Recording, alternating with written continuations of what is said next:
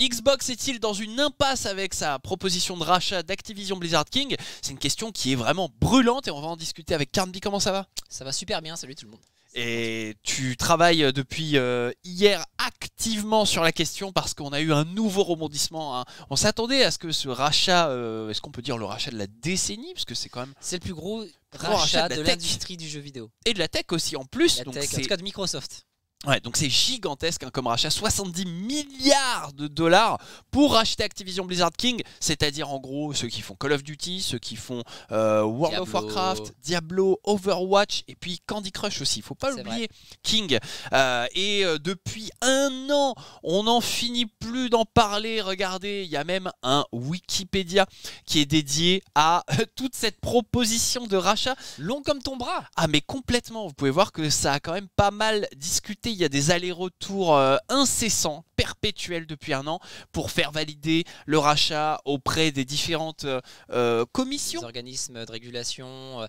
Ça a commencé très tôt, on se souvient avec les documents du Brésil. C'est un peu inédit en fait cette histoire-là. Oui, et on a pu avoir accès à des documents qui auparavant étaient gardés confidentiels. Et là, le grand public a pu y avoir accès. On a un peu découvert comment ça se passait et c'était passionnant. Mais tu sais que c'est exactement la même config qu'on a eu avec le procès Epic Apple, hein, mine de rien. C'est-à-dire tout ce milieu qui est extrêmement secret d'habitude, qui d'un coup d'un seul est obligé de fournir énormément de documents légaux sur la stratégie interne. Comment est-ce qu'on magouille un petit peu, parce qu'il y a des tractations, il y a des trucs pas forcément très fair, quoi. Il y a pas de fair play. C'était l'occasion de voir quand même Jim Ryan, hein, donc le patron de PlayStation, qui disait ouais, je voulais pas laver mon linge sale comme ça devant tout le monde, mais vu que Phil Spencer en parle, et ça c'est rare. On est obligé. C'est rare de voir ça. Donc en fait voilà, bas les masques, hein, cartes sur table, tout le monde abat ses cartes et on compte des milliers et des milliers de documents diffusés depuis le début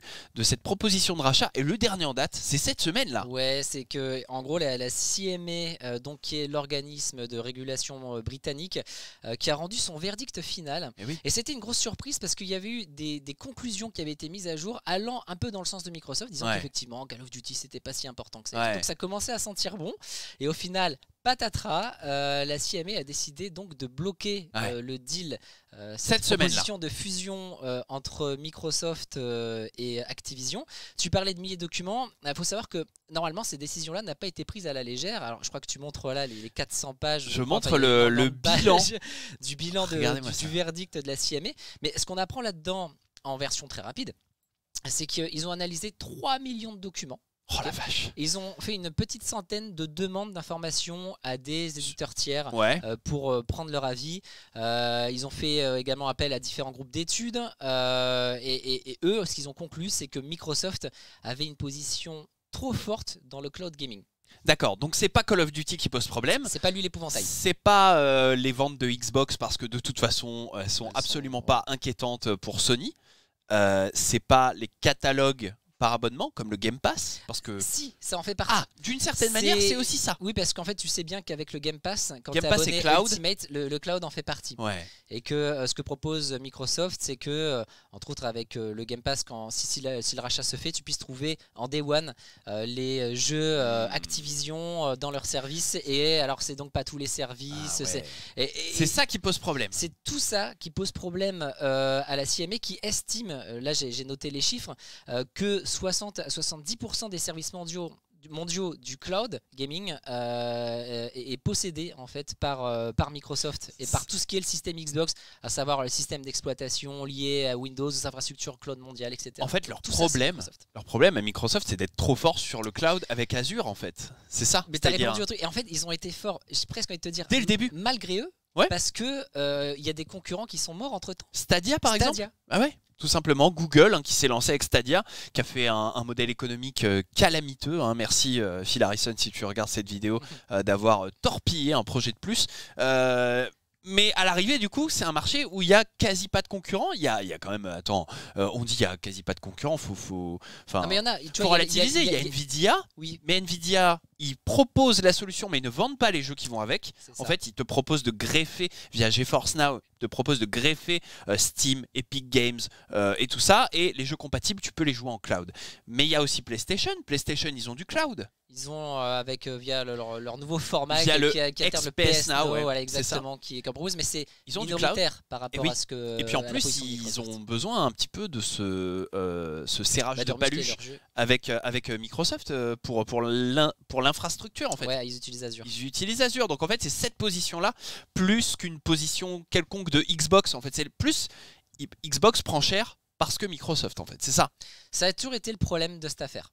Parce que le problème de cette affaire, c'est que Microsoft en tant que tel fait partie des GAFAM, fait partie de ces grosses sociétés big tech, et en plus qui ont déjà eu des soucis avec l'antitrust, donc forcément Windows, par le passé, entre autres avec Windows, mais pas que.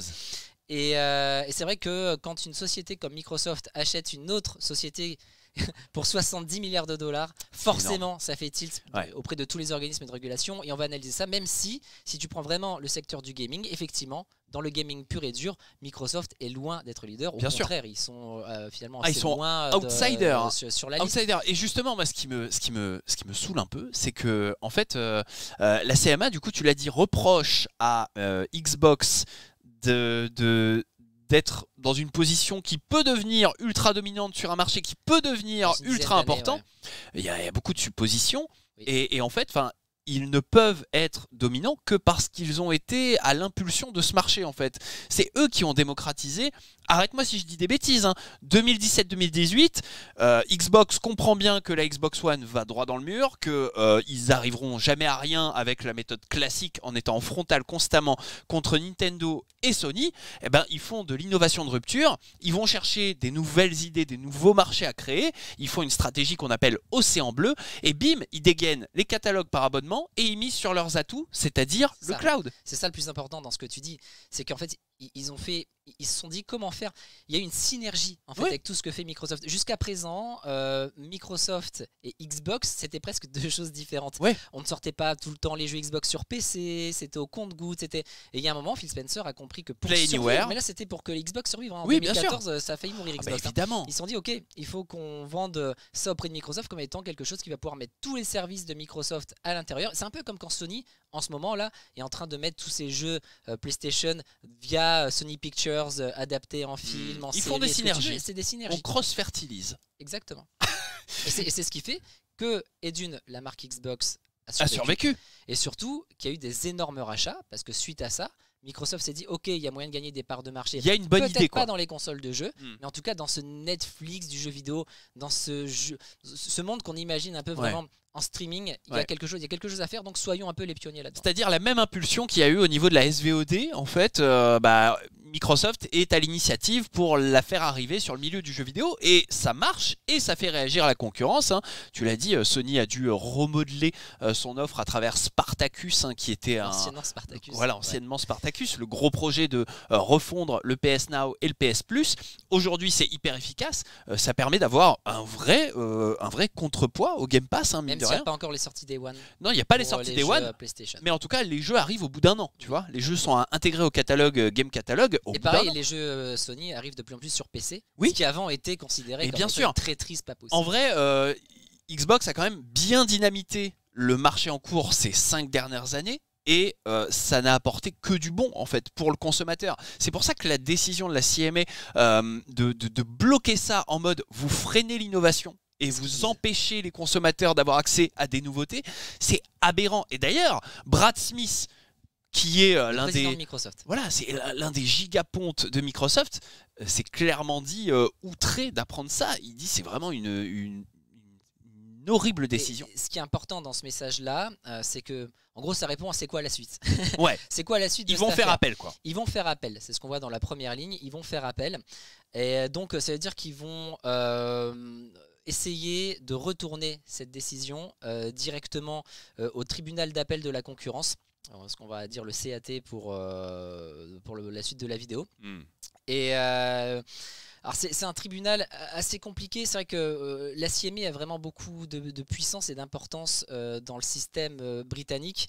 Et donc là pour Microsoft, va falloir trouver les bons angles pour déverrouiller cette histoire. En gros, il faut qu'ils réussissent à prouver soit qu'il y a eu un problème dans la manière dont l'étude a été faite, ça sera peut-être compliqué, soit qu'il y a des choses irrationnelles dedans. Donc dans les 400 pages. Dans les 400 pages. Là, donc c'est plus là-dessus que Microsoft va jouer. Il y a déjà eu des analystes qui ont regardé ces pages-là et qui ont déterminé qu'il y avait des choses assez aberrantes, entre autres l'exposition sur l'explosion du cloud en 2026 sur le marché britannique avec des chiffres hallucinants. Alors il faudra vérifier. Mais donc des projections qui sont des projections que certains analystes illogiques. Très compliquées, surtout qu'elles sont pas plus sourcées que ça dans le document. Et d'autres points sur lesquels il est possible que Microsoft pointe en disant ça c'est pas vrai, ça c'est faux, donc on demande à ce que ce soit à ce que la décision soit réévaluée. Une question, Carnby, si jamais ça ne passe pas avec la CMA, qu'est-ce qui se passe en fait? Bah, officiellement, ce qu'il faut bien comprendre, c'est que chaque territoire a donc son organisme de régulation. Donc on a vu qu'il y en a plusieurs qui l'avaient déjà accepté, entre autres le Japon, l'Arabie Saoudite, etc. Et il y en a 3 très importants qui sont en cours de blocage / évaluation. Il y a la FTC qui a donné son intention de bloquer. Donc ça va se passer là aussi devant un tribunal administratif. Aux États-Unis. FTC c'est les États-Unis, pardon, effectivement. Okay. Ça va commencer au mois d'août. D'accord, mois d'août 2023. Ouais. Ensuite, il y a la CMA qui est donc britannique, Grande-Bretagne, qui de son côté a dit on bloque. Le 26 donc là, avril. Ça va aller en appel. Et là, on n'a pas encore de date parce que l'appel maintenant, ça peut prendre du temps. Ça peut prendre à peu près 9 mois, plus ou moins si c'est une procédure accélérée. Mais dans ce cas-là, qu'est-ce qui détermine la procédure accélérée? Ça va être. Donc on va encore en bouffer pendant longtemps. On va encore en manger. Et il y a la Commission européenne, et c'est là-dessus, à mon avis, que Microsoft pose beaucoup d'espoir. La Commission européenne qui, elle, d'après Reuters, est plutôt d'accord avec cette histoire de rachat, mais il ne faut pas trop se fier à ce que pense. On pensait que ça allait être bon avec la CMA, beaucoup d'organismes pensaient que ça allait être OK. Et elle, c'est le 22 mai au plus tard. Pour la Commission européenne, ce qui veut dire c'est entre maintenant et le 22 mai. À tout moment, ils peuvent s'exprimer. Brad Smith, dans un des messages qu'il a envoyé, a dit, c'était dans son interview à la BBC, a dit qu'il trouvait que l'Union européenne était un endroit beaucoup plus attractif que le Royaume-Uni pour démarrer un business. Exact. Donc ça, c'est vraiment un énorme appel du pied pour dire ok l'Europe, si vous êtes ok, il est possible qu'on mette nos billes chez vous. On va mettre plein d'argent plutôt qu'au Royaume-Uni. Mais pour répondre vraiment à ta question, Pantois, qu'est-ce qui se passe si ça bloque? C'est une histoire de territoire, et c'est ça qu'il faut bien comprendre, que c'est une histoire de territoire. Si un territoire bloque et que c'est bloqué, que l'appel est refusé et que c'est bloqué, officiellement, ça veut dire que Microsoft ne peut pas faire affaire avec ce qui a été dealé, donc des jeux Call of Duty sur le Game Pass par exemple, sur le territoire où c'est passé. Donc officiellement, on pourrait dire, si la FTC acceptait et si la Commission européenne acceptait, que il y aurait juste la Grande-Bretagne, en gros, le Royaume-Uni, pardon, qui serait exclu de ces deals-là. Mais c'est un marché tellement important que ça serait quasiment impossible. Quand on a pu discuter avec des gens de Microsoft sur cette affaire-là, on nous expliquait bien que c'était quasiment impossible de se passer d'un de ces marchés-là. Et d'ailleurs, on l'a vu plusieurs fois avec Meta, avec Jiffy et compagnie. Généralement, les sociétés préfèrent abandonner ces histoires de fusion qui sont repoussées dans un de ces territoires majeurs, plutôt que de dire ok, ben on le fait, sauf qu'on prive ce territoire de tel élément. Parce que du coup, en fait, imaginons qu'ils veuillent quand même utiliser la fusion partout, sauf au Royaume-Uni. Il faut quand même que Activision Blizzard King reste, créer une entité indépendante pour vendre sur le UK. Ça, après, parce qu'ils ne pourront pas se passer des ventes du UK. Donc en fait, ils devront avoir une double société, l'une pour le reste du monde. C'est un enfer. C'est pour ça que c'est quasiment impossible légalement. C'est des voies extrêmement compliquées. Et après, ils peuvent s'entendre peut-être ultimement pour enlever des assets, des choses pour que ça puisse marcher au Royaume-Uni. Mais c'est très compliqué. L'enfer. En tout cas, ce qui s'est passé, du coup, c'est levée de bouclier, bien évidemment, d'un peu tout le monde qui était OP pour le deal, notamment Boosteroid. Vous savez que ces derniers mois, Xbox a signé des tonnes de deals avec Nintendo, avec Steam, avec Nvidia, avec Boosteroid. Boosteroid qui d'ailleurs Boosteroid qui, bah, tu as montré le message, qui dit non mais nous on n'est pas d'accord avec nous, ça. On est ok. était très contents du deal signé. Nous, vous savez, on est dans le cloud et nous, ça nous gêne absolument pas. Hein. Bon alors, attention, un Boosteroid, vous allez le voir, c'est pas un compte qui pèse énormément. Je pense que c'était plus pour l'image que Xbox est allé signer ça pour, eh bien, un petit peu en quelque sorte se dédouaner de tout. À la base, c'était pour montrer que au même titre que ils ne veulent pas d'exclusivité sur Call of Duty sur 10 prochaines années sur Xbox. Mais 10 ans, c'est rien. Oui, mais 10 ans, ok, mais là, ils voulaient c'est dire, quand même okay, quelque chose. On ne veut pas non plus l'exclusivité de ces jeux-là sur nos services cloud. Regardez, on signe avec plein avec des boîtes, géants, avec qui veut. Des petits, des plus gros, pour voilà. que ça marche. Avec qui veut, on signe, c'est open bar. Et bah, malheureusement, ça n'a pas suffi pour convaincre la CMA.